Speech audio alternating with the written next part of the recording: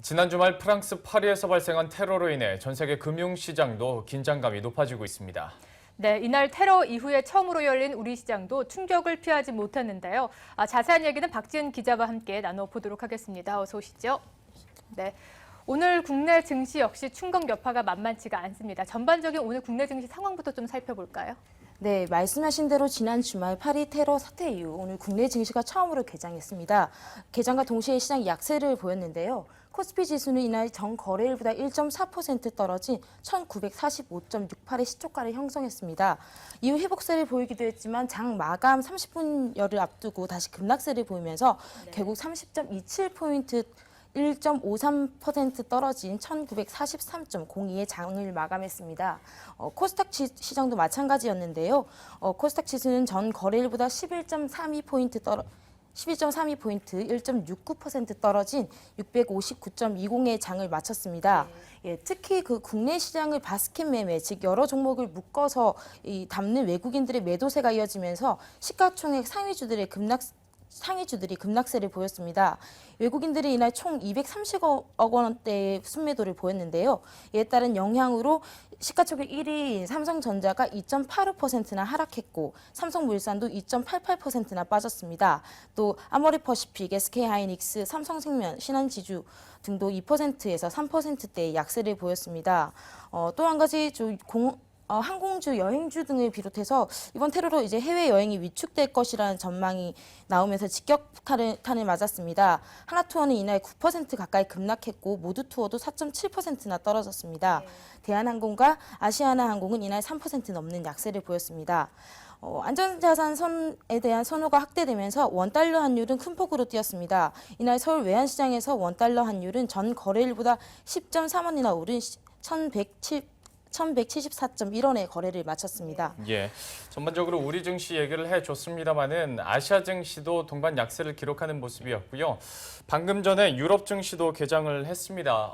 우려를 많이 했었는데 그래도 스톡스 50 지수나 독일 지수, 프랑스 지수까지 0.7에서 0.8% 약세권에서 출발을 했고요. 동시호가보다 낙폭을 조금 줄여가고 있습니다.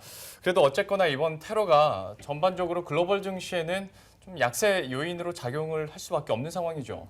네, 오늘 일본 증시 같은 경우에는 그 파리 테러 소식과 함께 또 3분기 국내 총생산이 전분기보다 마이너스 0.2%로 역성장했다는 소식이 겹치면서 1.04%나 하락한 19,393.96으로 장을 마감했습니다. 대만 증시 역시 약보합을 기록했고요. 다만 이제 중국 증시는 이날 1%로 약 1% 약세를 보였는데요. 장 시작 이후에 장반 회복세를 보이면서 소폭 오른 채로 마감했습니다.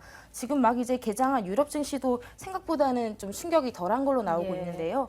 지금 현재 프랑스 지수 같은 경우에는 1% 정도 하락하고 있고 나머지 지수들도 1% 안팎에서 지금 하락하고 있다고 보시면 될 것 같습니다. 네, 어쨌든 이 파리 테러 소식으로 인해서 전반적으로 글로벌 증시, 우리나라 증시 타격을 면치 못하고 있습니다. 네. 그렇다면 전문가들은 향후 또 시장을 어떻게 예측하는지도 또 궁금해지는데요. 어떤 전망들이 나오고 있나요? 네, 일단 이날 시장에서 그 지수가 약세를 보인 것처럼 전문가들도 악재는 맞다고 이렇게 보고 있습니다. 특히 돌발 악재이기 때문에 금융시장에 미치는 여파가 좀 크다고 보고 있었는데요.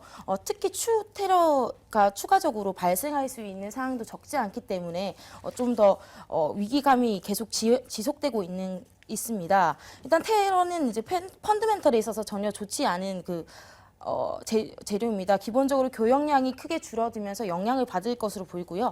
특히 유럽의 내수 등이 위축되면서 유로존의 경기에도 악영향을 미칠 것으로 보고 있습니다. 다만 이번 사태가 유럽 중앙은행 ECB의 양적 완화 시행에 근거가 될 것이라는 분석도 나오고 있는데요. 그동안 ECB는 추가 양적 완화 정책을 실시할 것이라는 신호를 시장에 보내왔습니다.